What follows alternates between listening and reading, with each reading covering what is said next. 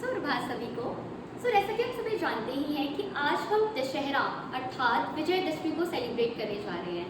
विजयदशमी हमारी नवरात्रों के बाद अर्थात 9 दिनों के बाद मनाई जाती है। विजयदशमी अर्थात अश्विन माह की शुक्ल पक्ष में की दशमी तिथि को मनाई जाती है। इस दिन रावण, मेघनाद और कुंभकर्ण तीनों के पुतले जलाए जाते हैं और हम सभी जानते ही हैं कि ये तीनों ही बुराई के प्रतीक थे और इसका आज के दिन इसलिए हम मनाया जाता है क्योंकि आज के दिन इसको दिखाया जाता है कि किस तरह से बुराई पर अच्छाई की जीत हुई थी। क्योंकि आज के दिन ही श्री राम जी ने रावण का वध करके माता सीता को वापस लाए थे वो। और अब अगर हम नवरात्रि की बात करें तो नवरात्रि बहुत पावर पर्व है।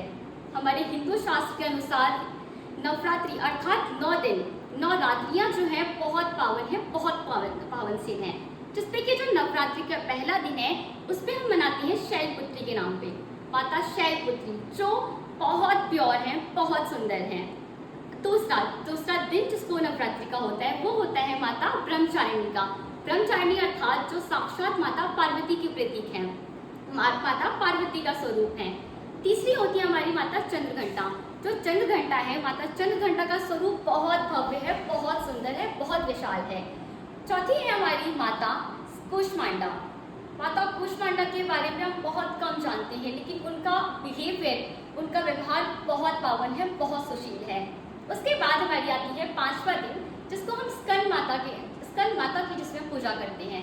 स्कंद जो माता पार्वती और शिव जी के पुत्र अर्थात कार्तिकेय को हम स्कंद भी कहते हैं और इसलिए स्कंद के नाम पर उन्होंने स्कंद अर्थात कार्तिकेय जी को प्रशिक्षित किया था लड़ने के लिए, इसलिए उनको स्कंद माता के नाम से भी जाना जाता है।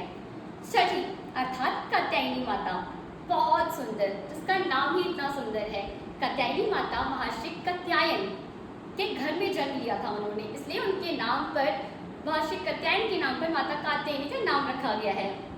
सप्त स्वरूप माता कालरात्रि का, जिसका नाम ही बहुत भयानक है, जिसके सिर्फ नाम में भयानकता है। काली माता का स्वरूप बहुत भयानक माना गया है, किंतु वो हमेशा सुखदायिनी रहती है। उनका सुख अगर आप देखेंगे, उनसे आप जो भी सच्चे मन से मांगते हैं वो हमेशा आपकी इच्छाएं पूर्ति के लिए रहती हैं, वो आपकी इच्छाओं को हमेशा पूर्ण करती हैं।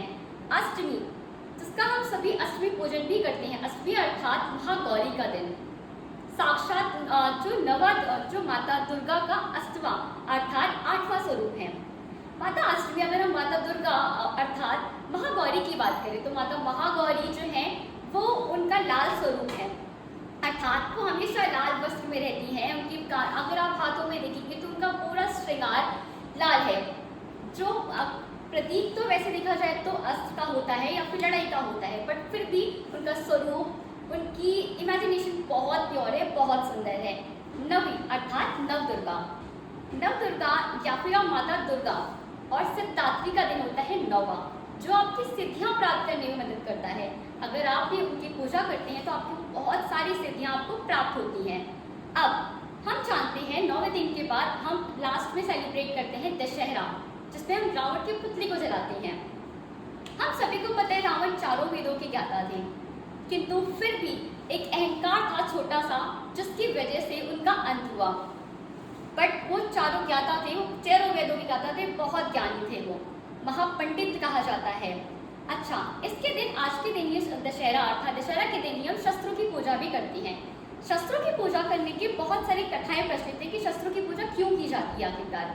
तो शस्त्रों की पूजा ऐसा कहा जाता है कि जब श्री राम जी रावण से युद्ध करने के लिए गए थे तो उससे पहले उन्होंने अपने सारे शस्त्रों की पूजा की थी, क्योंकि कहा जाता है कि उन्हीं से उन्होंने उसका वध किया था, तो उनका पूजा करना बहुत अनिवार्य था। और दूसरी कथा में ऐसा कहा जाता है कि महिषासुर मर्दिनी अर्थात माँ दुर्गा ने जो महिषासुर का वध करने के लिए वो गई, तो उन्होंने महिषासुर को मारने के बाद उनके जितने भी जितने भी उनके शस्त्र थे, उन सबकी पूजा देवताओं ने भली भांति की थी। सो यार, thank you. Now I would like to just conclude here only.